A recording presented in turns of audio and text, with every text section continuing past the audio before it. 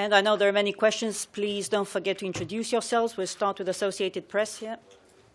John Dahlberg from the Associated Press. Welcome to Brussels, Mr. Secretary General. Your predecessor has often said that Russia is no longer acting like a partner of NATO, but as its adversary. I wonder, do you agree with that as you're taking the job today? And do you think that the good relations that Russian President Vladimir Putin has said that he has enjoyed with you can help change the balance of, can help change the state of affairs, or is it too late? All the leaders at the NATO summit in Wales agreed and made it clear that Russia is in breach with its international obligation and in breach with international law. And therefore we underlined, and I repeat it today, that we have to see that Russia change its behavior and its actions and return to compliance with international law and with its international obligations. But we also underlined at the summit in Wales that we still aspire, as we have done for many years, for a constructive and cooperative relationship with Russia. And my main message has been today and for many years that there is no contradiction between aspiring for a constructive relationship with Russia and at the same time being in favor of a strong NATO. Actually, I think that a strong NATO, both as a military alliance but also as a political alliance, is a precondition and the best way to establish a constructive relationship with Russia again. Norwegian News Agency, NTB. Still on Russia, Anne Vestbakke from the Norwegian News Agency. Deputy Foreign Secretary Alexei Meshko is quoted in Russia today, saying that the Russians may consider convening the NATO-Russia Council after the change of leadership in NATO. Do you wish to convene the Council anytime soon? There has been no concrete request for convening the Council, the Russia-NATO Council. But if such a request is put forward, of course, we will have an open mind considering that. I would also like to add that there has been at least 2 meetings in the Council since the crisis in Ukraine started. And I would also like to underline that what we have done is that we have suspended the practical cooperation between NATO and Russia, both the politically practical cooperation and the military cooperation. But we have underlined and kept the channels for political contact open. So it's in full accordance with what NATO has said since the crisis broke out, that we continue to have political contact through political channels, even if we remain and continue with the suspension of the practical cooperation. Al Jazeera. Secretary General Jonah Hull from Al Jazeera. Can you explain your personal journey from being a pacifist, anti-war, anti-NATO campaigner in the 70s and 80s to becoming, with what seems a remarkable conversion, leader of this military alliance? First of all, I've always been in favor of peace. Then I've always been in favor, in my whole political life, I've been a strong supporter of a strong Norwegian defense. And actually, when I was the leader of the Young Labour Party, I was able to turn that organization from an organization that was against NATO to an organization that was in favor. So you can hardly find any Norwegian politician who has been fighting so hard for the NATO as I have. So I think it's very much in the line of what I have been standing for in my long political life, and that is that I believe that the way we as a small country bordering Russia, the way we can have a relationship with Russia is through being members of the alliance and having a strong defense, and that's what I also now is going to stand for as the Secretary General of NATO. Danish television. Yes, Lotte Mejled from TV2 Denmark. Secretary General, in which way will you be a different Secretary General to Anders Fogh Rasmussen? Do you have another style? Will you be more soft in dialogue? Both Anders Fogh Rasmussen and I respect Anders Fogh Rasmussen very much. We have worked together for many years. But both he and I, we are representing 28 nations. We are, he was the Secretary General and I am the Secretary General, responsible for implementing decisions taken by 28 allies. And I feel that that's my greatest responsibility, is to be able to serve all 28 nations and to find solutions, formulate policies on behalf of all 28 nations. That was the task of Anders Fogh Rasmussen, and that's also my task. And in that way, we are fundamentally representing the same policies and the same countries. NTV, Turkey. Sonumut from NTV Turkey. I have two small questions. First is concerning Article 5. There are some countries like Turkey, Poland, Estonia or others who are very much concerned about deterrence, about the application of Article 5, bearing in mind what happens in their border. So how would you reassure the countries and their citizens that NATO is with them? And with regard to spearhead forces, when would you think that this will be fully, into force, into action? Thank you very much. So Article 5, the security guarantee provided by NATO, is the cornerstone of NATO. And that's valid for all allies. And it's the fundamental idea of NATO is that we are able and that we shall protect every ally against any attack.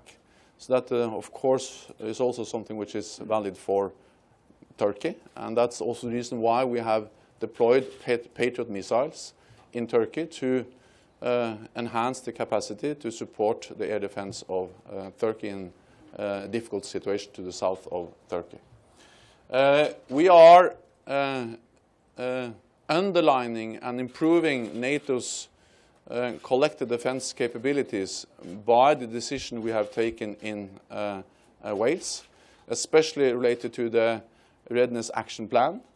Our military commanders, the NATO international staff, is working full-time on the implementation of the Readiness Action Plan. And I expect that by the ministerial meeting in February, we will be able to decide on the composition, the design of the spearhead force, and then continue with the implementation as soon as possible, because that will be an important contribution to the increased collective defense capabilities of NATO. German radio. Kai Küstner, ARD German Radio.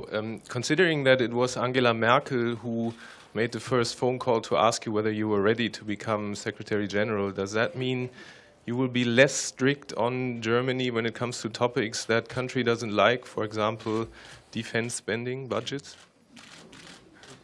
First of all, my obligation is that I'm going to represent all 28 nations in the same way. And I'm going to be kind and nice, but also strict when that's needed. And I'm going to treat all allies in an equal manner. I would also like to underline that Germany is a staunch ally. They contribute to collective defense. They contribute to the reassurance measures we see we now are implementing in the eastern part of the alliance. They have contributed substantially to our international operations in Afghanistan and Kosovo. So I'm looking forward to work together with Germany, with Angela Merkel, but as I'm looking forward to work together with all the other 28 allies.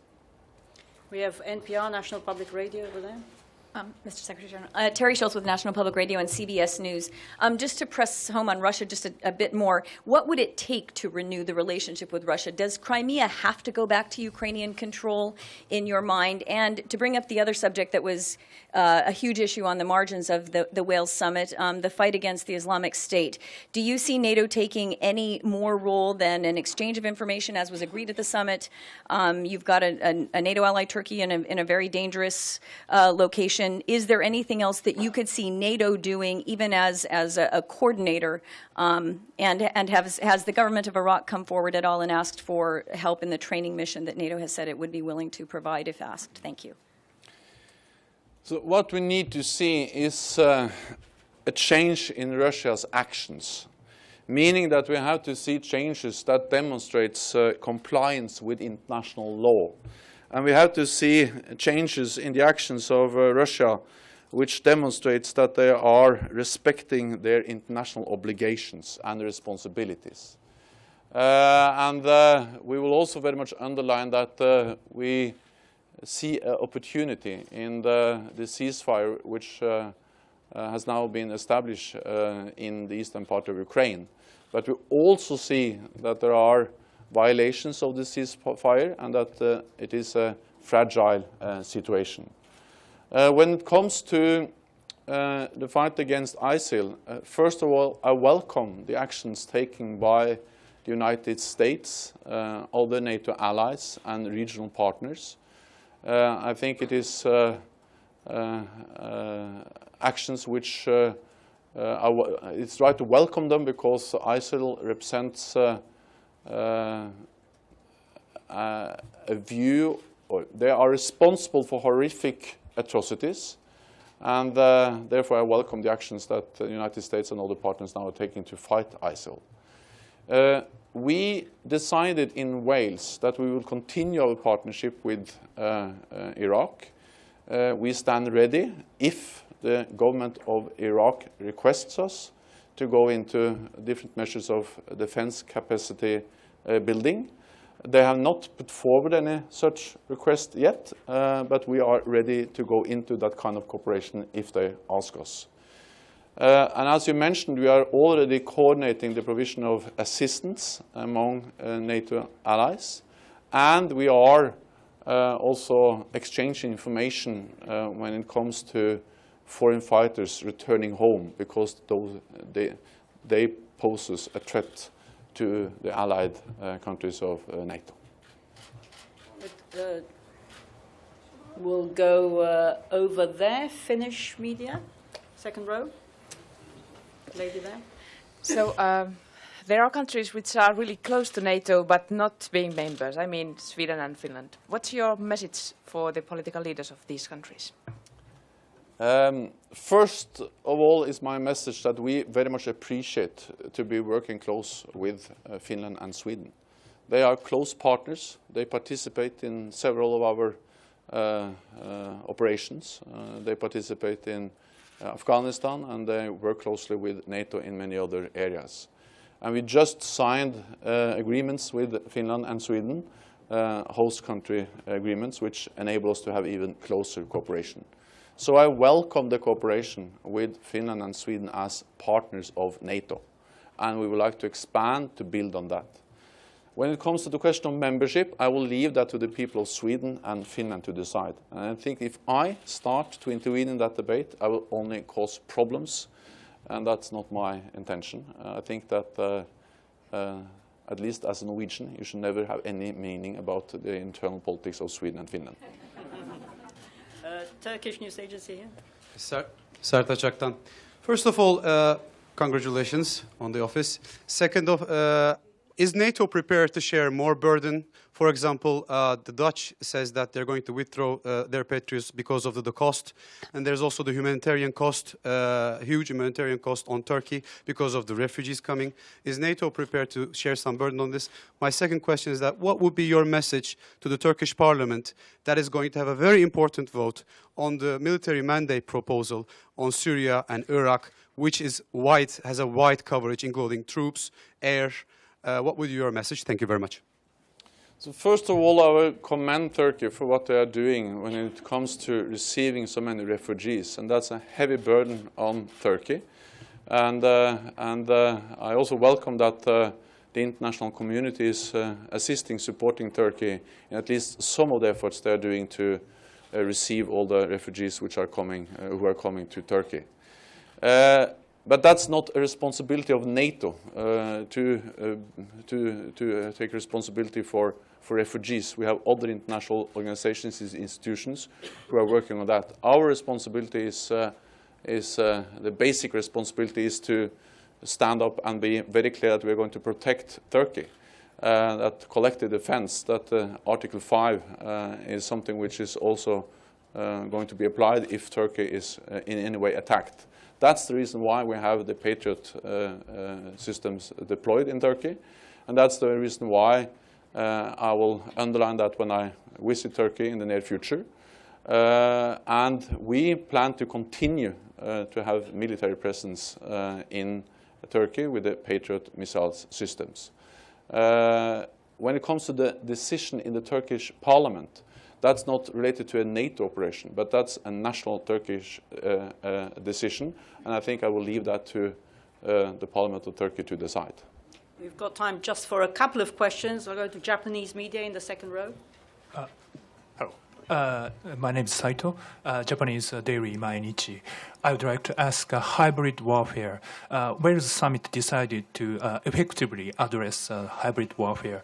And recently, Lithuanian fishery boat was captured by the Russian authority, and also the Estonian the border control man was abducted by the Russian authority. At the same time, the Russia invade the airspace in Baltic state. Do you see this is a kind of the military pressure as a character of hybrid warfare? How do you prepare for such a hybrid warfare? One of the main messages from Wales is that we are adapting to a changing security environment around NATO. And that's the reason why we are implementing the Readiness Action Plan. One of the main purposes of the Readiness Action Plan is to make our forces more ready, able to deploy at short notice, and also increase our military capabilities. And that will increase NATO's ability to answer to all kinds of threats, both in the south and in the east. And that will also then increase our ability to answer to the threats posed by the idea of hybrid warfare or hybrid warfare. When it comes to the specific issue about this Lithuanian vessel, that is a national issue, and there has been no request to NATO to have any to take any responsibility to solving that problem. And I know that the European Union is involved. So on a more general level, I can say that we are protecting all allies. That's the cornerstone of NATO. And we are increasing our ability to do so, also in a changing security landscape by implementing the Readiness Action Plan. ABC from Spain here. Thank you very much. Congratulations. You are coming from a country which is not a member of the European Union. Which plans do you have to strengthen the relationship with the European Union? I very much believe that we should work for a closer cooperation between NATO and the European Union. And since so many of the NATO members are also members of the European Union, there are in many areas where we are working together already, and we are covering very much of the same geographical area. So I will strive for an even closer cooperation between NATO and the European Union. That's important both for NATO and for the European Union, and I think particularly for those countries who are not members. I think it would have been a great advantage if we could be able to have even closer cooperation. Al Arabiya. Nordin Fridi from Al Arabi News Channel. Mr. Secretary General, as you chaired the meeting of the Council today, the Turkish authorities may send troops on the ground in Syria, North Syria, which is theoretically still a sovereign country. What could be the degree of solidarity of NATO if the Turkish authorities will come to send troops to northern Syria? And another part of the Mediterranean area, Libya, where there is almost no state, and where NATO conducted a very huge operation, which leads to the change of the Libyan regime. Today there is no state in Libya, and there are Al-Qaeda, and there are Ansar Sharia, all kinds of extremist groups. Would you be in favor of an international military operation as it is conducted in Iraq, than to be conducted in Libya, even though we do not imagine that there is a copy-paste? Thank you. So first of all, I would like to underline that the main purpose of the NATO operations in Libya in 2011 was to protect civilians and was to prevent the regime in Libya to commit atrocities against its own population. And that we achieved by our military operations in Libya. The problem has been that even if the operation which NATO was responsible for was a success in the way that we achieved our goal, the follow-up afterwards has not been as good as it should have been. That's more responsibility for the whole international community. It has not been a specific responsibility for NATO. When it comes to Iraq, I think I answered that we are ready to assist, to work together with the government of Iraq, also on defense capacity building measures. But there has not been any request for that so far. So we are awaiting a request from the government in Iraq, and then we will go into a dialogue with them related to defense capacity building measures. When it comes to Turkey, I'm going to visit Turkey in a few days. I'm going to discuss, of course, a very difficult situation also in Syria. And I very much understand that this is difficult for Turkey because they are so close to the violence, to the fighting in Syria, and they are very much affected by the huge amount of refugees coming to Turkey. And then I'm looking very much forward to discuss this more in close details with the government of Turkey in a few days. Süddeutsche. Daniel Brosler, Süddeutsche Zeitung. Another question about Germany, if I may. Are you concerned about news from Germany where the Minister of Defense had to acknowledge that there are serious problems with equipment resulting in difficulties to meet commitments to NATO, and what would be your advice?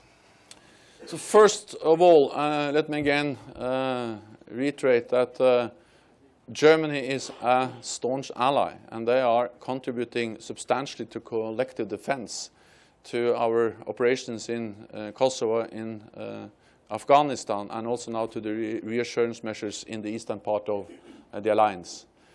At the same time, I think that we have to accept that we are 28 democracies with open debates, with a critical press, where we also are able to reveal and to have an open debate also about the shortfalls of our defense and armed forces. And of course, it is a problem every time some shortfalls are focused or are revealed. But at the same time, I think it's showing some strength that we are open, that there is debate related to those shortfalls, and that's the reason why we are also able to act. One of the reasons why we decided on the readiness action plan, and also decided on the pledge to at least stop the cuts in defense spending and gradually increase defense spending the next decade, was that we have seen in several countries that there are shortfalls, that there are need for more investments in the armed forces. And therefore, I in a way welcome that there is an open debate about this in many NATO countries, including Germany. Thank you very much. That's all we have time for this time. This will conclude this press conference, this first press conference, and the live cast on the NATO website.